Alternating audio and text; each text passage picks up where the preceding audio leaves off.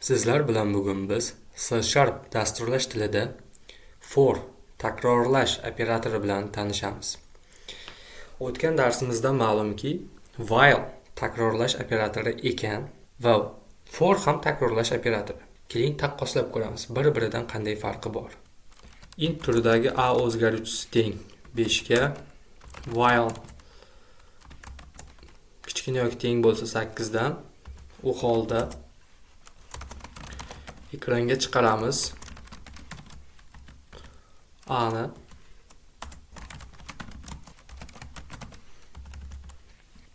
Ushbu dastur kodini yozib oldim va ushbu dasturni ishlatib ko'radigan bo'lsam,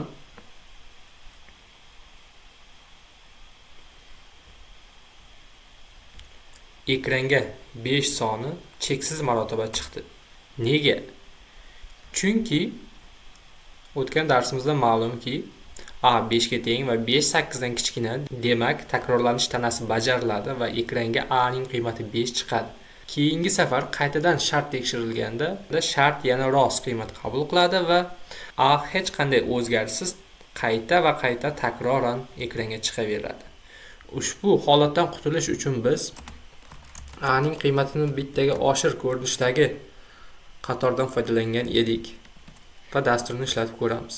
Va ekranga 5 6 7 8, ya'ni while ning sharti rost bo'lgan holatlardagina ekranga chiqayapti va a ning qiymati har safar 1 ga oshib 9 ga teng bo'lib qoldi. Shuning hisobiga while o'z ishini yakunladi va undan so'ng dastur so'nggi ko'rinishdagi matnni ekranga chiqarib yubordik. Ushbu dasturni while emas, balki for takrorlash operatori yordamida qilib ko'ramiz. Dastlab while kal so'zini for kal so'ziga almashtiraman. Qaus ichida xatolik paydo bo'ldi. Ushbu xatolik kelib chiqishining asosiy sababi for operatori qaus ichida bir dona mantiqiy ifoda qabul qilmaydi, balki bundan tashqari ikkita qo'shimcha ifoda ham qabul qiladi. Dastlab birinchi qism o'zgaruvchiga asosiy qiymat berish.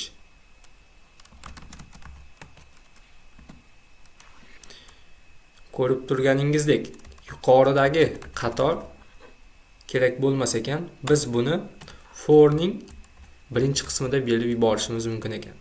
Birinchi ustunlik quyidagidan iborat. Ikkinchi ustunlik uchinchi qismda a ning qiymatini 1 ga oshirish ko'rinishdagi qatorni ham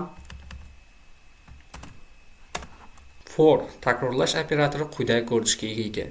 Ya'ni while dan ustunligi birinchi qismda inisializatsiya, ya'ni dastlabki o'zgaruvchiga qiymat berishni for ichiga yozib yuborishimiz mumkin ekan. Ikkinchi ustunligi o'zgaruvchining qiymatini oshirishni ham tanaga emas, balki for ning qatoriga yozib yuborishi mumkin ekan. Endi dastur ishlashini tahlil qilib ko'ramiz. Dastlab for operatori qanday takrorlanishni yuzaga keltiradi?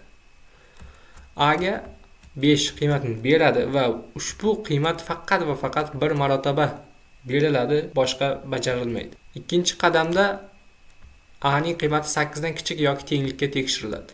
5 8 dan kichik yoki teng? Ha.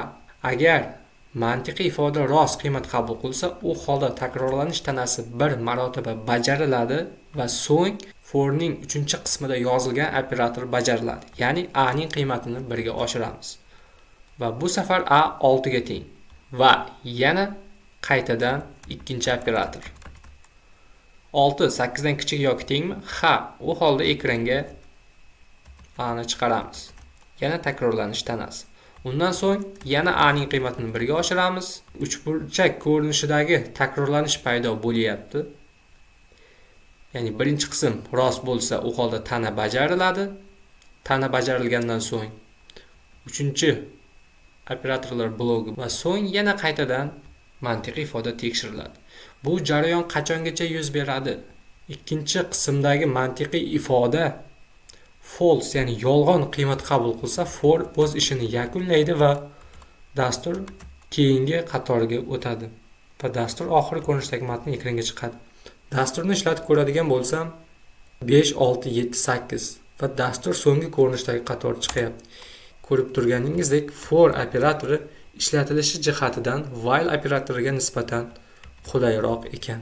E'tibor beramiz, a ning qiymatini 1 ga oshirish ko'rinishdagi qatorni odatda qisqaroq yo'li ham mavjud. Ya'ni a o'zgaruvchi nomidan so'ng ikkita plus belgisini qo'yish, bu a ning qiymatini 1 ga oshirish hisoblanadi.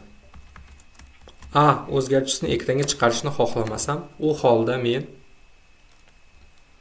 salom ko'rinishdagi matnni yozishim va dasturni ishlatadigan bo'lsam, ekranga 4 marotaba salom matni chiqdi va har safar yonma-yon chiqyapti. Chunki biz console write tanlagan ekanmiz. Write line bo'lganida edi. U holda 4 marotaba salom ko'rinishdagi matn takma-tak holatda ekranga chiqqan bo'lar edi.